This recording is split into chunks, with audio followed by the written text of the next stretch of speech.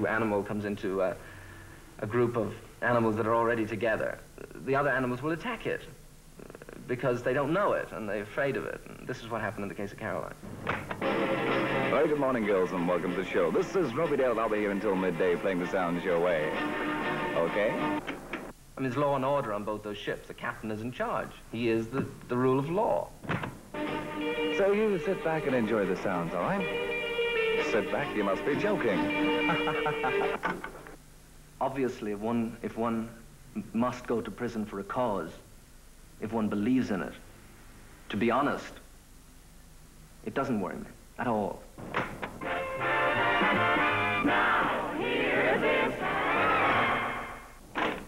Surname? Orahilly. Christian name? Ronan. Age? 27. Nationality? Irish. Religion? Roman Catholic. Occupation? Marine broadcaster. Political views? I suppose I'm an anarchist. Anarchy, says the Oxford Dictionary, is disorder and confusion and the absence of government. Add to that invasion, hijacking, and a violent death, and you have the brief history of the radio pirates. Ronan O'Reilly, founder of Radio Caroline, has for nearly 4 years supported some, though not all, of the free-for-all tactics used. Must tell you, darlings, must tell you, but first of all, let's wake you up. Come on, wakey, wakey, rise and shine. Lots of work to do this morning. Time to get up out of bed.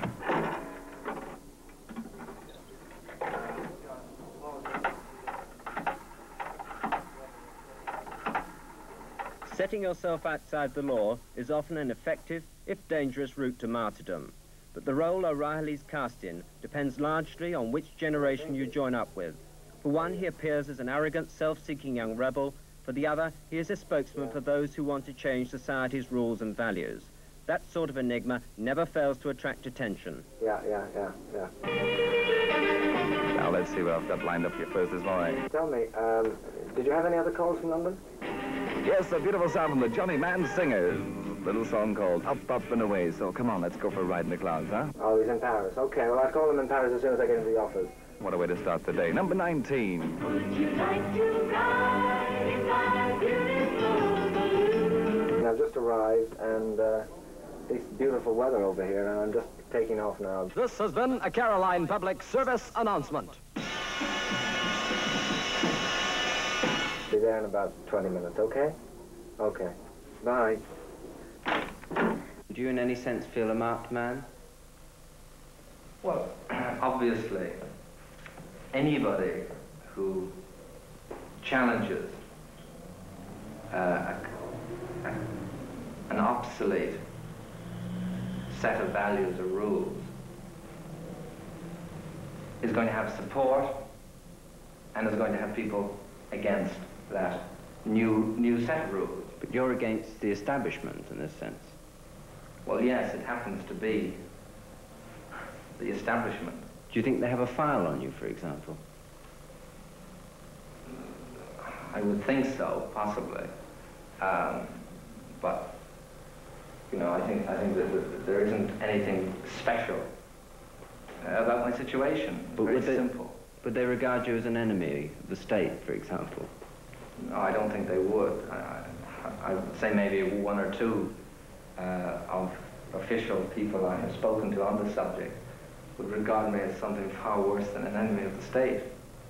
I mean, some of them believe in their minds that what's happening is the you know, that to bring back hanging would be, you know, too moderate a view for what's going on. I mean, this is just, you know, somebody you're challenging every belief they have in their body. And therefore, you know, they're not prepared to compromise. They're not prepared to consider maybe there's something else going on and we don't understand it. Do you maybe if they would try to understand, that they would possibly take a new view. Do you feel that you're being watched? No, I don't think so. Why do you think they've got a file on you? Well, I think that my phone is being tapped now. I think this from an article in the Sunday Telegraph and from discussions I had with a friend of mine who's a member of Parliament. I believe that that they're tapping the phone. I don't know why. There have been many objections to pirate radios, but the fundamental objection is that for anyone to take any wavelength they fancy would lead to massive interference and ultimately no intelligible broadcasting at all. Oh, she was drifting. Beautiful, beautiful. Another objection to the pirates is breach of copyright. Challenging such fundamentals is very much in the O'Reilly tradition. And don't forget also that this is free radio, the sounds of free radio coming to you from Caroline. Going back in time on the sounds of the nation, it's the Caroline Flashback.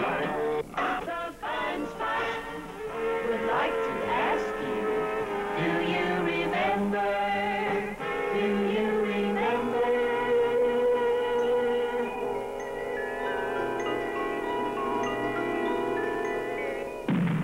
Revolt is in the Orahilly's blood. Ronan O'Rahilly's grandfather, Michael Joseph Orahilly, was one of the leaders of the Easter Rising in 1916. He was killed by the British while making a dash from the besieged GPO building in Dublin. Grandfather was a well-to-do merchant. The Orahillys have rarely been short of money. I have been in Ireland to most of the schools available to be in, and I was thrown out of most of them. Why was that? I think the reason here was that I always challenged everything. I was just always challenged. I've never, ever accepted anything, really. Because I think that it's valid to challenge a thought that has been handed down from another generation or from someone else. Because that thought or that belief may have been good for that person at that time, but it may not be any good for today. This is the news on Caroline. Hereford, the railways dispute. How do you see your responsibility as a broadcaster? Do you give people exactly what they want, or? I believe totally and completely in giving to people what they feel they want. Nothing to do with what I feel or what a government official feels is good for them or they should be listening to. Because I believe that life is so short, really. I mean, life on this earth is so short. And that there are so many people today who have very little to give them pleasure. But if something that does give them pleasure is available, it should be their decision to have or have not. Hugh Jenkins, MP, Labour spokesman on broadcasting and a critic of O'Reilly. I'm not greatly concerned about this at all. I think that the breadth of their product could be widened. I mean, it's rather a narrow range of taste, but one can always switch it off when one's tired of it. I listen to the pirates occasionally myself. As background, as audible wallpaper, as they say, well, they're all right, but I think one's taste really goes beyond that. No, what I'm concerned about here is the sanctity and dignity of the law. It seems to me that let us have variety in broadcasting by all means, but let it be legitimate, and let us not have the law brought into disrepute by this sort of thing. I got a letter yesterday, and I opened it up, and I read this letter, and it was from an old lady, a very old lady, and she was on about the Marine Defences Bill, you see. She said, "My dear young man," she said, "would you believe it must be at least 49 years since I committed an offence with a Marine?"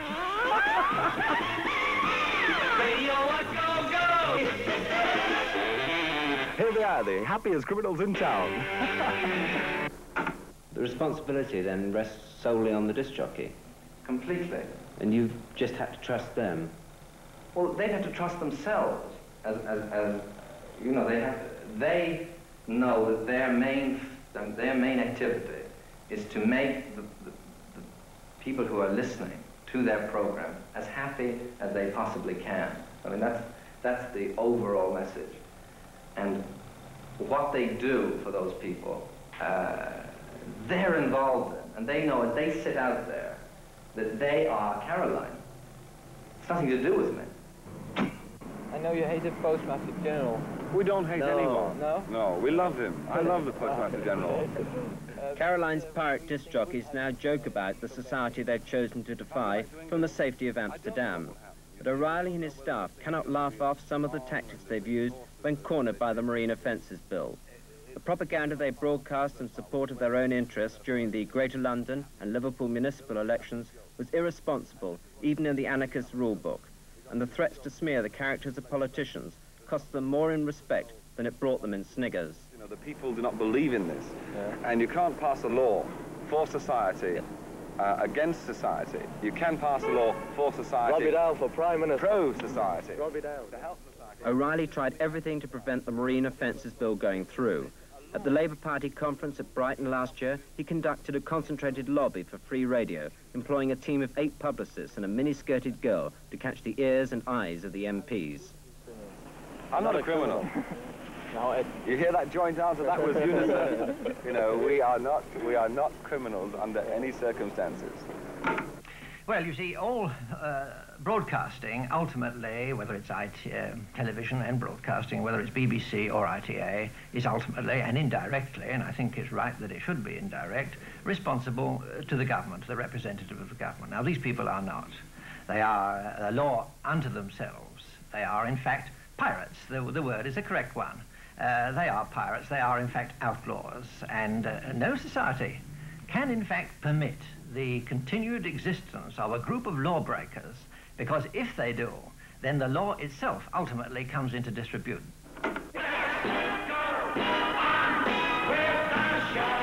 Last month, when the new act came into force, O'Reilly moved his head office to Amsterdam. He also started branches in Paris and New York and changed the name to Caroline International. His companions and chief DJs are... He's here, he's there, he's everywhere. And of course... Johnny Walker. He's on. Both DJs are British subjects and liable for prosecution if they return to their own shores. On the other hand, O'Reilly, being an Irish subject, escapes the law and is moving in and out of England.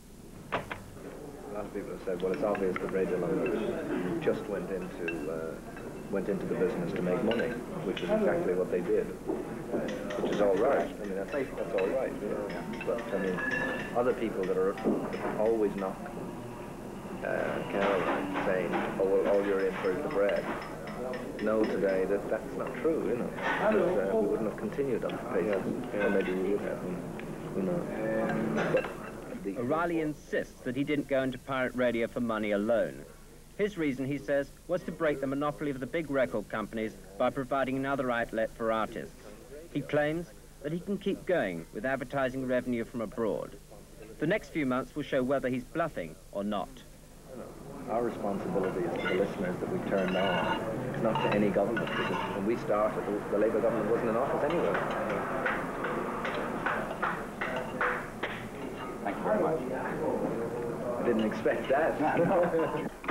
Caroline must have made quite a lot of money. How, in fact, do you spend your own personal money? Well, I in fact don't. You know, I sort of live in a flat that costs me 8 guineas a week. I don't have a car. I don't spend on the sort of things that is normal, I think, for people in this situation to spend money on. I don't spend them on that. Most of the money one earns, I put back into doing other things, such as making films, promoting artists, things I understand. That's where most of one's money goes. I don't, in fact, I'm not aware of, for instance, chauffeur-driven cars or anything like that. I don't, you know, I'm not against someone. If that's what they want. If that's how they want to live, I'm not fighting it. They can live that way. It's the way I see it. But I think that if you suddenly get into an area where you're surrounding yourself with sort of expensive country mansions, and you're sitting in Rolls-Royce cars, the moment you take that decision and you get into that area, you are living in another world. You're living in a much smaller world than the one that really exists. So your judgment must start to deteriorate at that point. because I mean, normal becomes to you a car arriving to whisk you away somewhere. You know, all kinds of money being used to protect you from the normal sort of pressures. And I think that in order to make valid judgments about what's happening, you've got to be subjected to all the normal pressures. And don't forget what happens at lunchtime today, will you? Who comes your way? I'll tell you. Johnny Walker. Very simple. This is the sounds of International Caroline. It's Caroline. It's number 1. That naughty, naughty boy. The way I see it, man, actually, I've got nothing to do with that scene, you know, but I've been to England, but I've been all over Europe, man, you know. And I think the Isle of Man is very great, man, for standing up with you. It's like this country here, Holland, man, which is cool, man. Every man's got his rights here, you know, like me, man, I'm a chocolate-colored button, man. You dig what I mean, man? And I make it here, baby, because it's so cool, man, you know. It's beautiful, man. Really. O'Reilly's dedication to freedom seems sincere to his admirers. Others say it's easy to be deceived by his looks, his charm, and his tongue. His motives could be as materialistic as those of the society he condemns, for his business interests include pop stars, publications, and films. What is interesting about him is that a lot of what he says represents the feeling of an increasing number of young people who are choosing all sorts of ways of showing their dissatisfaction with the way society is run. Whether they join the rebels of previous generations in the respectable city suburbs is yet to be seen, but it would be unwise not to recognize their potential as a political influence. You gotta give it to those boys, the Beatles. They know exactly where it's at. Love is all you need. With love, we've got the answer. We've got peace and we've got beauty. Love is the gentlest word of them all. Well, I think that most of them have now learned that you can't put yourself outside the restraints of the law without putting yourself outside the protection of the law. Now, this means that the pirate ships become, and the stations, the offshore stations, become a magnet for thugs and gangsters and for violence of all sorts. Because if you reject the law, then you reject it in toto, and you become, therefore, in a situation of having to create your own private army in order to try and protect your own property. We've seen what's been happening throughout the whole of the history of the pirates. There's been a history of violence and hijacking. No violence took place on any of the ships to begin with. I'm not saying that it couldn't have taken place, because violence can take place anywhere there is a violent person. And that is at the head of government or at the lower rung, the lowest rung of any situation. The violence that took place in England was an argument, the main violence where somebody lost their life. It was an argument over property. One believed he owns the property and the other believed he didn't, and that's how it got into that situation, and a row broke out and somebody was shot in a house in England. So you're saying it's more to do with money and property than the fact that radio pirate ships existed? I don't think it had anything to do with, you know, because every day there's a bank held up, and every day, well, not every day, but somewhere in the world every day, and somebody shoots someone, because that's a method that's promoted by governments. I mean, governments promote the idea that in order to get your way, you use guns. Now, you cannot take a young man, say in America or in this country, anywhere in the world, and gear him and train him for years in the finest arts of killing, and expect that man, I mean, with the best, I mean, the machines they have to train you are better than any machine society has to untrain you. So that if in a situation that man has to protect himself, what comes back is the system he was trained by his government to use. And you cannot divorce the two. You cannot anymore say, oh, but that was for his country and this is for himself. Many people will do far more for themselves than they will do for their country. And therefore, you cannot fight violence by promoting violence. And this is what's happening in the world today. We go home, as I said before, we sit down and we get on the news every night X number of violent situations where people are improving their situation by the use of violence. And there is no way that you can then turn around to the society that's being hit with all that message and say, naughty, you use violence, therefore you're going to go to the gas chamber, or you're going, whatever's going to happen. I ain't scared of your jail, 'cause I want my freedom, I want my freedom, I want my freedom. I ain't scared of your jail, 'cause I want my freedom, I want my freedom now. I ain't scared of your jail, 'cause I want my freedom. The Rough Sands incident. This was one time when O'Reilly's rule book worked against him. He occupied the deserted fort some 2.5 years ago and spent a large sum of money turning it into a heliport. But 3 months ago, pop pirate Roy Bates moved in and declared it a nation.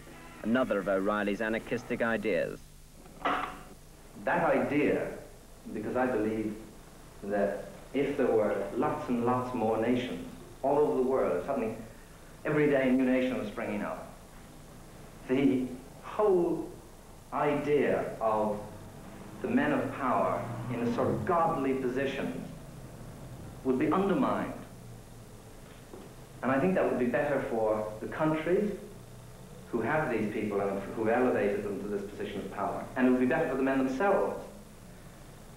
Because the moment they enter into this area of total power and they are elevated to this position, that every crack in those people as humans is put under a microscope and attacked.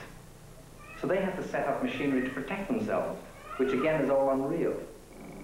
10. Pleasant Valley, Sandy the Monkeys. 9. I Was Made to Love for Stevie Wonder. 8. Just Loving You, Anita Harris. 7. Dandelion, We Love You, the Rolling Stones. 6. The House That Jack Built, the Ellen Price Set. 5. Even the Bad Times Are Good, the Tremolos. 4. Excerpts from Teenage Opera, Keith West. 3. San Francisco, Scott McKenzie. 2. I'll Never Fall in Love Again, Tom Jones. 1.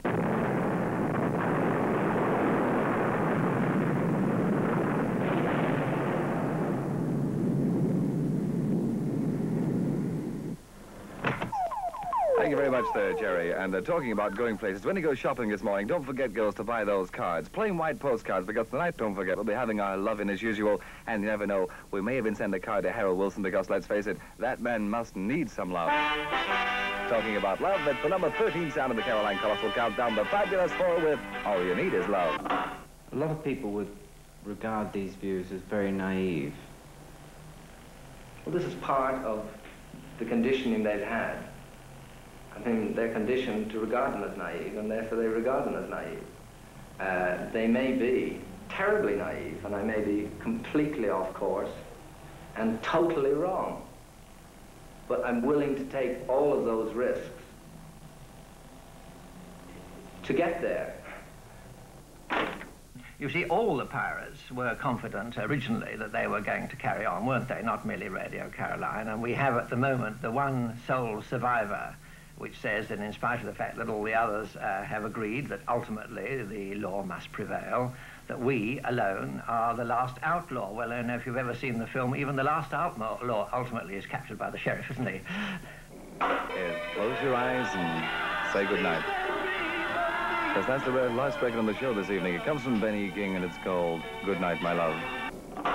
Words were never my strong point, but I think anarchy to be challenging authority. You know, this is a state of mind, and I believe a very healthy state of mind. And this is where we've got to leave you for another day, I'm afraid, as it's Monday. And you know what Monday means, don't you? We have to challenge because we have to come up with a new system.